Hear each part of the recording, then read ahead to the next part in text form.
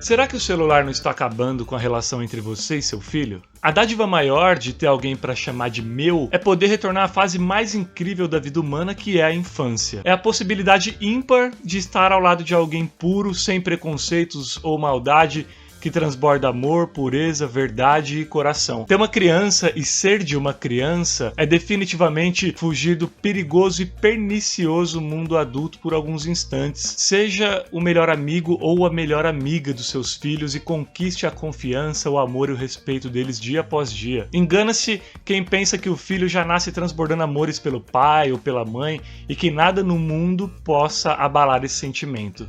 Grande erro. O respeito, assim como o amor e a confiança, ele deve ser plantado e não imposto. Trata-se de um aprendizado e de uma conquista diários. Pois bem, dia desses me vi refletindo sobre o nível de atenção dispensado ao bem mais precioso que tenho nesse plano espiritual, que é minha pequena Laís, de 6 aninhos e meio. E ao contrário de alguns meses atrás, eu não gostei daquilo que foi apontado por minha consciência sem qualquer rodeio que fosse. É como se ela me dissesse: "Ei, Giffer, larga o celular, rapaz. Sua filha tá crescendo e você vai perder os melhores momentos", né? E aí vieram alguns tópicos na minha cabeça, alguns questionamentos básicos, únicos, óbvios. Quem é mais importante na minha vida? Quem depende de mim para viver? Quem larga tudo e todos para ficar comigo? Quem troca o brinquedinho pelo meu abraço? Quem é a razão da minha existência? Por qual real motivo eu saio de casa para trabalhar todas as manhãs? Por quem o meu amor será sempre incondicional? Qual pessoa me espera de braços abertos e pula no meu colo quando chego cansado e me faz enxergar que, apesar de todas as dificuldades, a vida vale a pena? Quem é a responsável por fazer eu sorrir nos momentos de maior angústia e de sabor? É o celular? É o computador? É o tablet? É o videogame? É a televisão? Putz, caramba, como eu pude chegar a esse ponto, né? Sabe quando levamos uma pancada que nos faz acordar pra vida? Então, foi uma sensação muito ruim que me deu naquele momento, e apesar de o sentimento de decepção ter me machucado, sei que o choque foi necessário para corrigir possíveis reflexos negativos que pudessem surgir lá na frente. Nunca fui um pai ausente, mas eu entendo que nunca ter sido faltoso no passado não quer dizer que não sou no presente ou que não serei um dia. A vigilância paterna e materna, ela é para sempre e ainda assim poderá não ser suficiente. Mesmo com todo o empenho e cuidado com que conduzo minha paternidade desde a gestação, eu percebi que uma atenção que deveria ser toda da minha pequena estava sendo dividida com o tal bendito ou maldito celular. A gente correndo juntos e o celular lá na mão. Ela no meu colo e o celular na mão. Eu trocando a fraldinha e espiando o celular com o rabo de olho. Eu dando o tetezinho dela e com o celular de alguma forma ao meu alcance, enfim. E aí aqueles pensamentos, né? Nossa, que espécie de pai eu tô me tornando, né? Como assim o tempo que deve ser totalmente da Laís está sendo dividido com um objeto? E esse foi claramente o sinal mais intenso de que eu tô sendo dominado por algo de relevância zero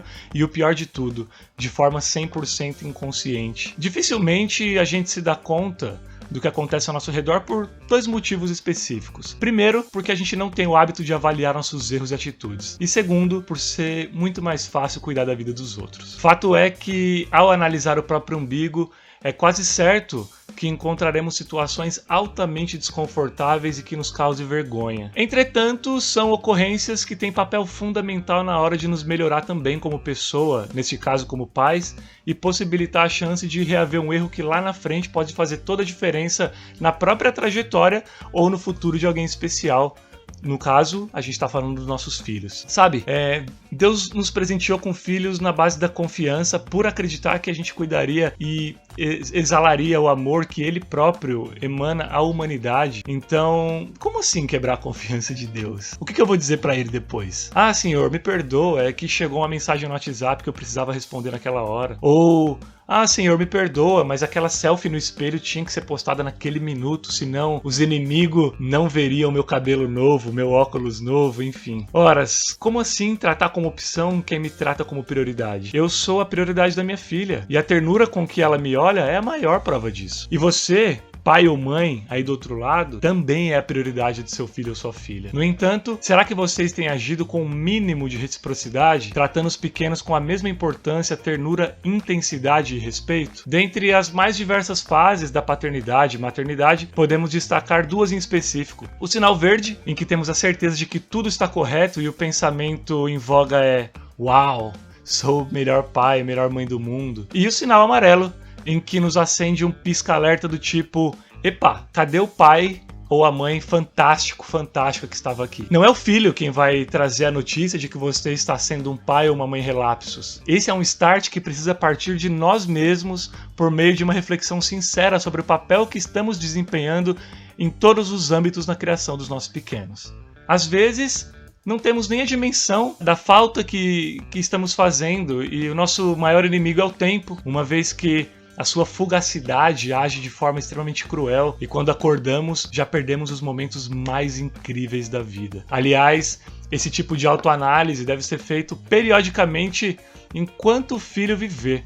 Ou seja, pela ordem natural das coisas, devemos nos questionar e nos cobrar todos os dias e para sempre, se quisermos manter o dificílimo posto de melhor pai ou melhor mãe do mundo e então nos tornarmos uma referência de orgulho para as nossas miniaturas. Cuidado com a dependência. É bem comum ao ser humano aficionado ou obcecado em algo dizer que tem controle sobre um vício e que para quando quiser, concorda? Lembremos que, assim como qualquer tipo de compulsão, o primeiro passo para o desprendimento é assumir que a prisão existe. Eu costumo dizer que não existe irresponsabilidade maior do que a vida de alguém ser alvo de um evento dessa magnitude, como a paternidade, a maternidade, e a pessoa fingir que nada aconteceu, sabe? Ou seja, nasceu seu herdeiro e você não mudar uma vírgula na sua rotina diária. O casamento mesmo é um bom exemplo disso.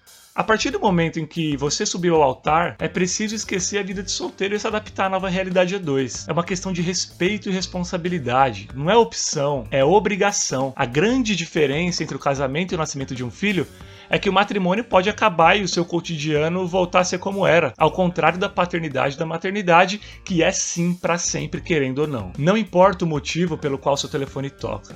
Quando estiver com seu filho, doe-se por inteiro e desligue o celular. Afinal, a criança não merece um meio pai ou uma meia mãe. Entenda que ele é todo seu. Então, seja todinho dele também. Aprenda. Numa disputa por atenção entre celular versus o filho, o celular precisa perder. Filhos são os bens mais preciosos que temos e jamais devem ser trocados por Facebook, Instagram, WhatsApp, Twitter, YouTube, LinkedIn, televisão, rádio, podcasts ou e-mails da vida. Uma dica: entre na onda, esqueça o mundo, suje tua roupa, dê risada com o rosto lambuzado de papinha, brinque de boneca e de carrinho, ajuda no dever de casa, faça o tetezinho, leve o filho para tomar vacina com a mesma alegria de um passeio ao parque, jogue-se ao chão, faça cabaninha, brinque de cavalinho, assista desenhos, aprenda a ouvir e a reaprender. No momento em que julgar adequado, fale sobre sexo e drogas e, enfim, aproveite para viajar na deliciosa fantasia que é ter um filho, uma filha ou os dois.